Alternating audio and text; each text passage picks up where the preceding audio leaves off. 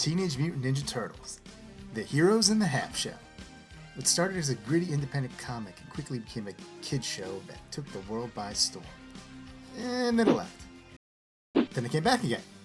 And then it left again. And it came back again. And from the looks of things, it's never going away. Ah, the endless cycle of entertainment. This year marked the Turtles' 35th anniversary, and man, they're getting pretty old for teenagers. And, you know, much like any franchise that's been around this long, you start to pile on a lot of weird stuff. I mean, this year they just had an animated movie crossover with Batman. I don't know how that happened. I don't know why it's PG-13, but it's great and I love it. But moving past the cool weird, I'm here to talk about the really weird. The weird kind of obscure stuff that just makes you go, what? This happened? How? Why? What? This stuff is just a prime example of how back in the early 90s the Ninja Turtles just became the ultimate sellouts. You know, many people remember or know of the concert tour from back in the 90s, the Coming Out of Their Shells tour and its various spin-offs. I myself found myself at the Getting Down in Your Town tour at Six Flags. But man, you would not believe the extent they went to promote it. Hey, dudes, I understand that you guys have a cartoon and everything.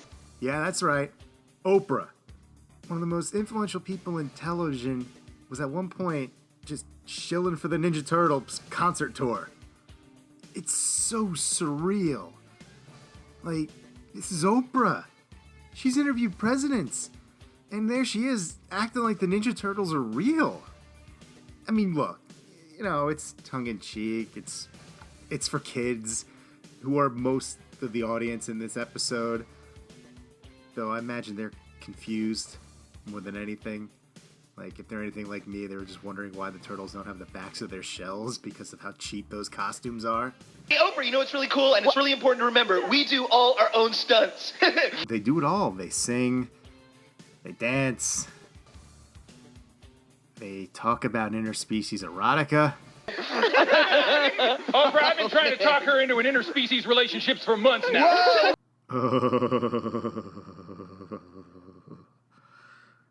Ugh, I think my childhood died a little.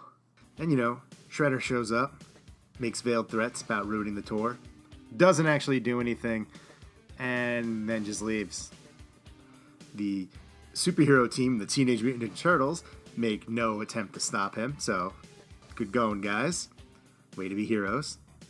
Hey, Oprah, why don't you call the Chicago PD and maybe he seems unarmed. You probably just put a couple rounds in him and that'd be it. Villain done. This wouldn't even be the last time the Turtles had met a famous TV personality. Barely a year later, the Turtles, as played by their Secret of the Ooze incarnation, sat down with Barbara Walters. Wait, what? Seriously? Okay. Just going with it. And, you know, much like the Oprah show, it's tongue-in-cheek. This is a lot shorter. The Turtles look way better and behave much more bearably, well, most of the time. Yeah! It's a pleasure to meet you, Miss Walters. Mind, body, and spirit. Yeah. I mean, at least Barbara Walters can say that she interviewed the good Turtles. You got that over Oprah, I guess. They actually get into some surprisingly deep subject matter. This is Oscar night.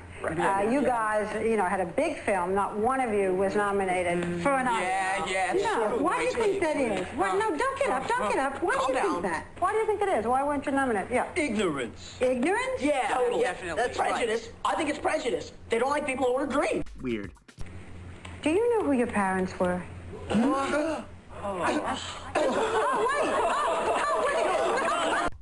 Man, she tends to hint the sensitive, sore subjects. Maybe, you don't do that. They're just trying to promote a movie, for God's sake. What's wrong with you?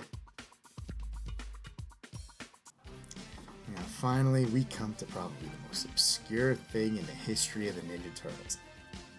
Operation Blue Line. Known only by the die-hard fans, this was some kind of weird public relations video meant to promote Los Angeles' new public transportation. Made for nothing, the Turtles are played using their weird mascot costumes from the time. Looking at these guys, I expect them to hand me a sword balloon. And for some reason, this is actually the voices of the guys from the cartoon. I think I'm in love. Cowabunga, dudes! Hey guys, looks like an April alert. Michelangelo, punch her up on the turtle monitor. This is ridiculous. Turtles Forever couldn't use them because of union BS, but here we are. Freaking Operation Blue Line. Yeah, man, let's get people on the trains. The plot, and I use that term very loosely, of this quote-unquote video, features a villain who calls himself Gridlock, who wants to prevent people from knowing about the new train system because he's an asshole.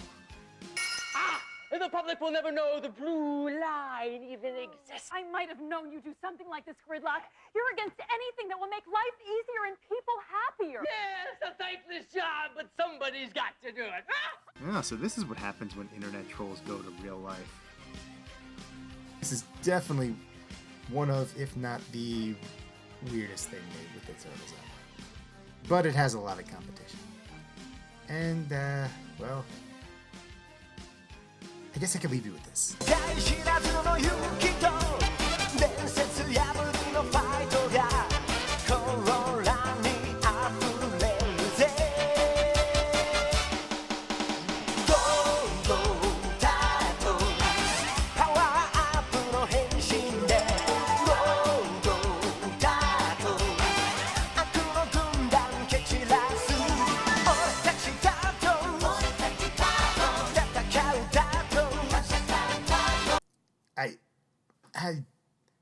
I don't even know. But this happened.